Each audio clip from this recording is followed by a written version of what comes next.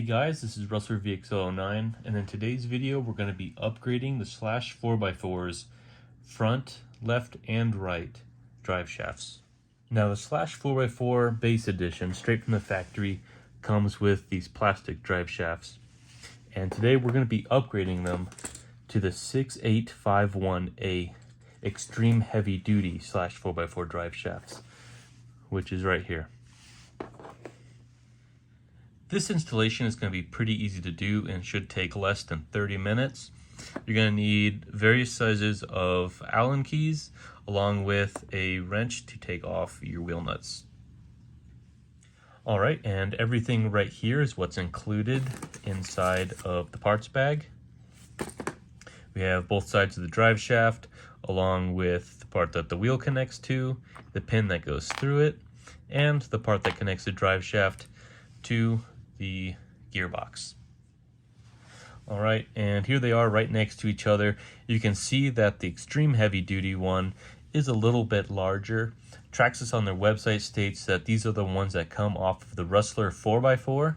They're a darker gray versus the black, so that's how you can tell the difference.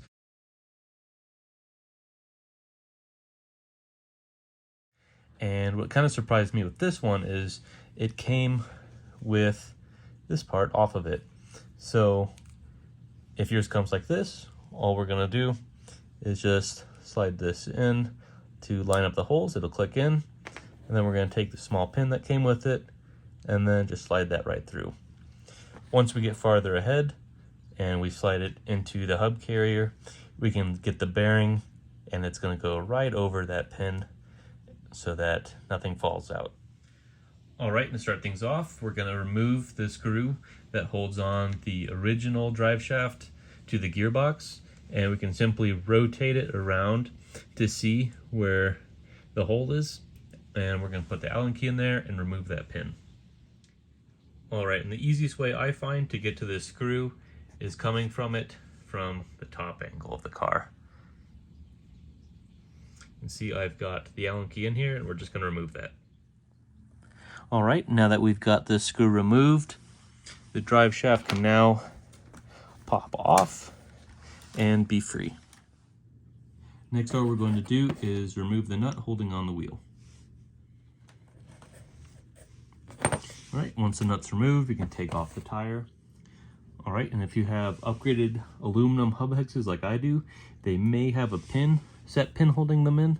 So we're just going to loosen that up, and then it should just pop off. If your car has the stock plastic ones, you should be able to just get a small screwdriver, and it should just pop off easily as well. Next, once we're in here, it's just going to be removing this small pin, and then the drive shaft should slide right out.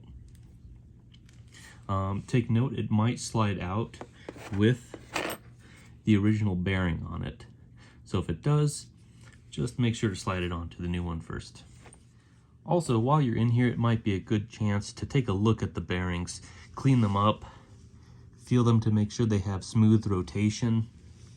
Easy way of doing that is to just put it onto the drive shaft and spin it, and you don't want to feel any bumps, or basically just want free movement.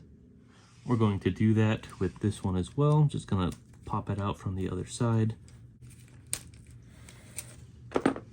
clean it up, and take a look at it. And to feel for good movement on this, you can slide it on to either the new or old shaft. Just give it some rolls. If you do have an older bearing, or if you go through water a lot and it might be used, it might be worth investing in some bearing oil. Just a couple drops around the seal, and then give it some good spins to let it break in, and you'll be good to go.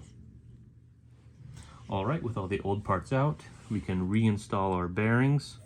I'm actually just going to put this outer one on, and then for the new drive shaft, I'm going to slip it directly onto the drive shaft.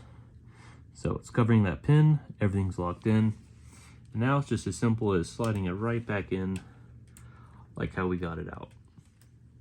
Alright, walking backwards from the steps we followed before, Next, we can either put our tire on and put the pin and hex on, or we can tighten down the other side of the drive shaft to the gearbox, and that's what I'm going to do now.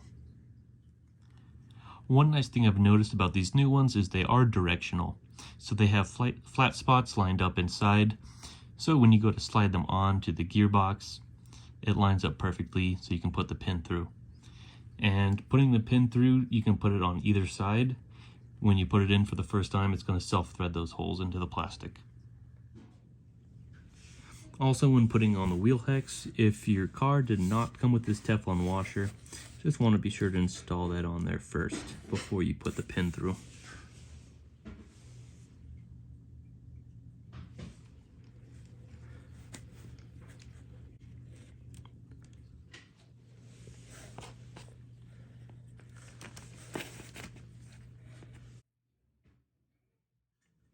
Alright, and if you were just doing one side, then you're finished. If not, it's time to repeat the same steps on the other. Alright, and that is it. And that was Traxxas Extreme Heavy Duty Drive Shafts installed on the Slash 4x4. I do only recommend doing this option for the front, as the rear have quite a bit more weight and torque put on them, so the plastics may snap.